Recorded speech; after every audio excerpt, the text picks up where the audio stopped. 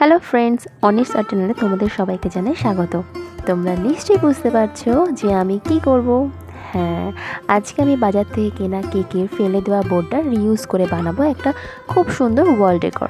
তো সবার প্রথমে আমি যেটা করলাম, পেপারটাকে তুলে ফেলে দিলাম। এরপরে একটা শুকনো কাপড়ে একটু ট্যালকাম পাউডার নিয়ে ভালো করে ঘষে নেব, যাতে বোর্ডের যে চটচটে আঠা ভাবটা সেটা উঠে যায়। এরপরে আমাদের বোর্ডটা রেডি হয়ে গেছে। এবারে আমরা এটাতে একটা কম্পাসের সাহায্যে কতগুলো সার্কেল করে নেব আমার আঁকার সুবিধার জন্য।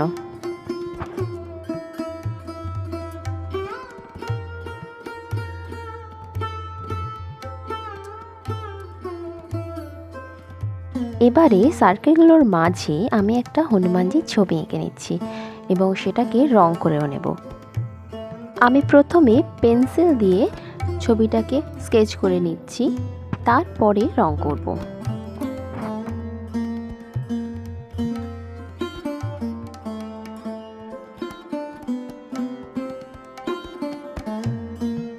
এই রং করার সময় একটা ছোট্ট টিপস দিই, রং যাতে ব্রাইট হয় সেই জন্য আমি প্রথমে হালকা রং বা সাদা রং ব্যবহার করব, তারপরে যে রংটা আমি ইউজ করতে চাই সেই রংটা দেব। এতে রঙগুলো আরও বেশি ব্রাইট হবে। তোমরা চাইলে নিজেদের পছন্দ মতো ছবি আঁকতে পারো, আর আমাকে কমেন্ট করে জানিও কে কী ছবি আঁকলে।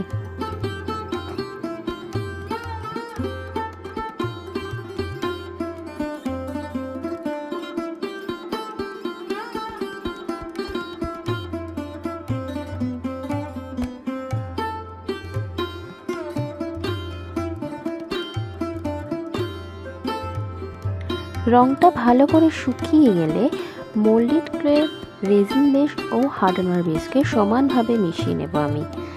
এরপরে সেটাকে আমি হাতের সাহায্যে ভালো করে লম্বা মতো দড়ি করে নেব। তোমরা দেখো আমি কিভাবে করছি। এবারে আমি বোর্ডেতে কম্পাসের সাহায্যে যে সবথেকে বড় সার্কেলটা বানিয়েছিলাম সেটার চারধারে আমি এই দড়িটা ভালো করে আঠা দিয়ে আটকে নেব। প্রথমে আমি মাপ করে নিচ্ছি কতটা লাগবে, তারপরে আমি আঠা দেব এবং তারপরে আটকাবো। এতে সুবিধা হবে এবং বুঝতে পারা যাবে কতটা আমার দড়িটা প্রয়োজন।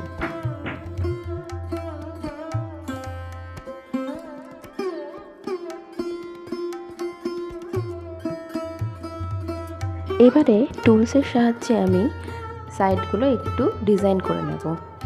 এবারে নিচের দিকটা করে আমি বানাবো একটা ফুল। ফুলের পাপড়ির জন্য 5টা সমান অংশ আমি ক্লে থেকে কেটে নিচ্ছি, যাতে 5টা পাপড়ি আমার সমান হয়। এবং আমি হাতের সাহায্যে দেখো কেমন পাতলা করে জিনিসটাকে ফুলের পাপড়ির আকার দিচ্ছি। একটা জবা ফুলের পাপড়ি যেরকম হয় আমি সেরকমভাবে শেপটা দিয়ে নেব এবং হাতের সাহায্যে ও টুলসের সাহায্যে আমি এটা করে নেব।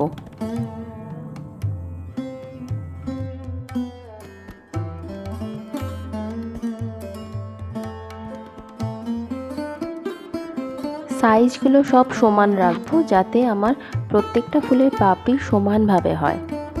দেখো আমি 5টা পাপড়ি করে নিচ্ছি, এই আমার 5টা হয়ে গেছে। এবারে সেগুলোকে আমি একটুখানি ট্যালকাম পাউডার দিয়ে হালকা মতো শুকনো করে নিচ্ছি, যাতে আমার শেপটা ঠিকমতো আসে, ফুলের যে শেপ হয়। এবারে আমি একটা আঠা লাগিয়ে সেটাকে পাপড়িগুলোকে আমি এখানে ফুলের আকারে বসিয়ে দিচ্ছি। এরপরে আমি জবা ফুলের পাতাগুলো বানাবো। জবা ফুলের পাতা যেরকম হয় কোণগুলো একটু ছোঁচালো টাইপের, আমি হাতে করে ও টুলসের সাহায্যে শেপ দিয়ে সেটাকে বানিয়ে নিচ্ছি। 2টো পাতা বানাবো এবং সেগুলোকে আঠার সাহায্যে আমি 2 সাইডে লাগিয়ে দেব।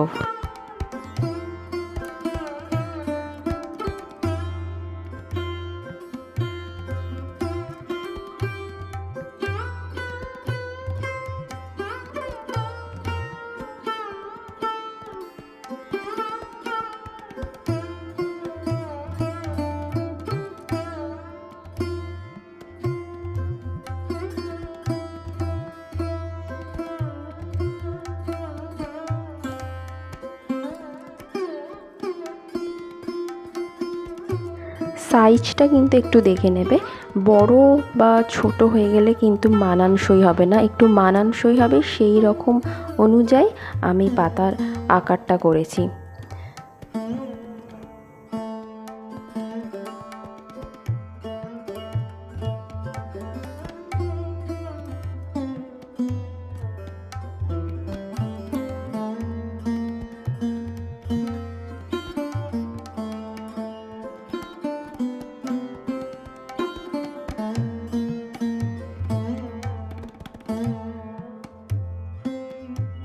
পাতাগুলো লাগানো হয়ে গেলে আমি ফুলটাকে একটু ডেকোরেট করে নেব।